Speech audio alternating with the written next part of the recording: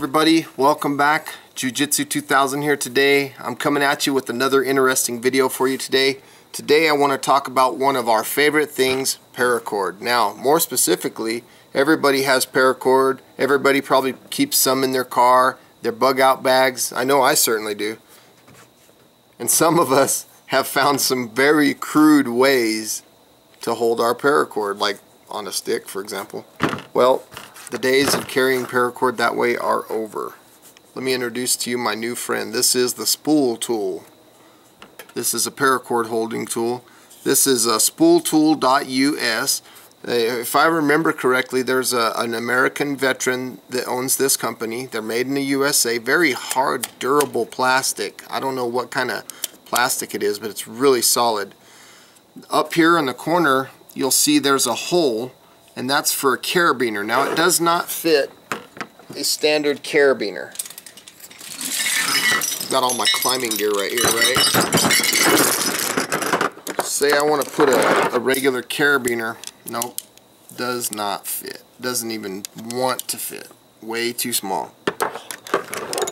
So then I thought, well, maybe the Black Diamond miniatures, which are not climbing carabiners, I thought, well, maybe those guys, maybe they'll fit. Nope. Too big. So I thought, well, shoot, I can't get a standard carabiner. Maybe I'll try a smaller carabiner, something like what we would buy at Walmart. And these do fit, but they're like really tight. The reason you would want a carabiner on this is so you can lash it to a pack or something like that. But look at how tight that is. It doesn't quite fit. To me anyway. I like things a little looser. So what I found is another smaller type carabiner. Okay, these guys fit perfect. And if all you're going to be doing is lashing this to a pack or something, that's what you want right there. So those small carabiners, they work perfect for this tool. On the top here in the center, you can see I have a very nice cutting blade. That's just a standard razor blade. Over here, it's very sharp too, by the way. Over here, there's 4 different sizes, holes, and then there's the same thing on the bottom. And what these holes do is, for example, when you have your paracord put in here, and it's very tight, by the way, which I kind of like. It's tight for 2 reasons. One, this is not just your average commercial grade paracord. This is mil spec, you know, mil spec C5040H paracord, 3-strand, 8-strand 3-ply. There's 1, 2, 3, 4, 5, 6, 7, and the 8th one is the color identification. And you notice I have that one broke down. It's 3-ply. So this is true mil spec 550 cord. In fact, the tensile strength on this stuff is, I believe, 600 pounds. So with that being said, you take your paracord and you come through here, pull back against this blade, and it cuts it like butter, man. And then you pull this thing through, not all the way through yet, but you pull it back, give it a little fire, melt that baby, then you pull through and kind of twist it as you pull it, and it gives you a very nice clean outside edge. Now look inside here. You see on one side there's 2 holes and they're recessed, and on the back side they're not. Those recessed holes are for if you had, let's say this was 100 feet of paracord and you have an overhand knot. You can push this through, get your overhand knot to pull through, then you can start winding your cord and it'll overlap, it'll kind of countersink this overhand knot. And that's how you would lash your paracord. And then when you get done, you go through both of these holes here. Now, I guess the last thing I need to mention is this right here. Okay, you see one side has this little area right here that I'm touching. This is for a miniature Bic lighter, and that side with the little square edge, that's the side that you would put the red trigger. red button so that it doesn't go off on in your bag or something like that. Bic lighters are great for, especially for a bug out bag. So yeah, it's a great tool. Now let me talk about one more thing. This blade. There's 2 screws that hold this blade on. Okay, I'm going to kind of adjust this angle down a little bit real quick, down to the table. Let's talk about these 2 screws.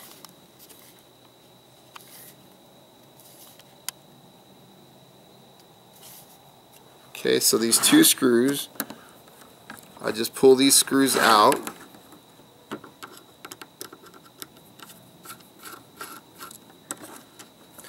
And that blade and everything pops right out. The little nuts, they fit on the back. These little holes, they're the right size for the nut. I don't know if you can see that. Hopefully that thing it'll focus. See how they're like an octagon shape for the nut? And look at that blade. That is a standard razor blade that you can find at any hardware store in America. So it's really cool. So if you start getting dull, just go get you a new blade. So to replace the blade, you put the new blade in, obviously with the edge facing up. Put this baby right back on. And again, you have those 2 nuts on the back side. One of them's already in and the other one's not. So you got those 2 nuts. Just tighten one. Put the other nut in the hole on the back side here. Hold it in with your finger so you don't lose it. Flip this baby over. Put your little bolt in there. Your little screw. Tighten that thing in. And voila, you've just replaced your blade. Now right here in the center, you can see that there's an additional screw and nut. That's a spare in case you run out. So that right there is the spool tool. Whoops, sorry.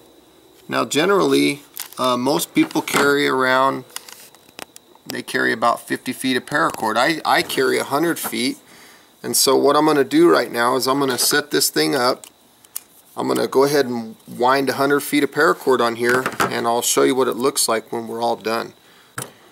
Okay, let me show you how I would recommend installing your paracord on this device. Okay, first thing you need to know is the side that has the knot, the countersunk side. So you're going to run your paracord in through the back side. Okay. Once you get that threaded through, make a small overhand knot, very small. Doesn't have to be anything big or anything like that. It's not going to hold any weight or anything like that. It's just all it's for is to hold that paracord on this device. Go back down. Let's take a look. So you got this through here like that. Pull it through and just kind of push it with your finger. Now you can start winding. Okay. Just wind all your paracord. Now I'll be back when I've got all this paracord on here.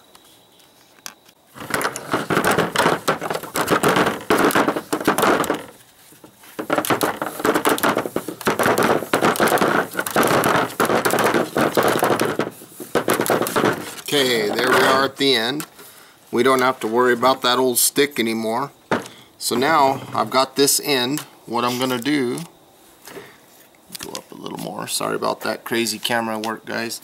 Okay, so what I'm going to do here is I'm going to take this paracord and I'm just going to kind of fish it into there. It's really tight. That's because this paracord that I'm using is mil spec. It's got 8 inner strands. 50-40 H paracord. So I'm just going to run it through there, and then I like to run it around and kind of put it down in the hole there. Just something like that. And the end is easy to find. It's right there. You know, you can take a knife or a screwdriver or something and just kind of tuck that end inside just to kind of hide it. You don't have to. But I like things very clean. I don't like stuff that's going to hang up or anything like that. And plus it's very easy to find the end. So again, I want to say thanks for watching, everybody. I hope you found this video useful. Hope you got some good information. Please, as always, feel free to like this video, share, thumbs up, subscribe, and have a beautiful day. Now get out there and get you guys a Spool Tool parachute cord holder. It's pretty cool. Again, this is 100 feet of paracord. and it fits on there no problem. This is just the coolest thing I've seen in a long time. Have a beautiful day. Later.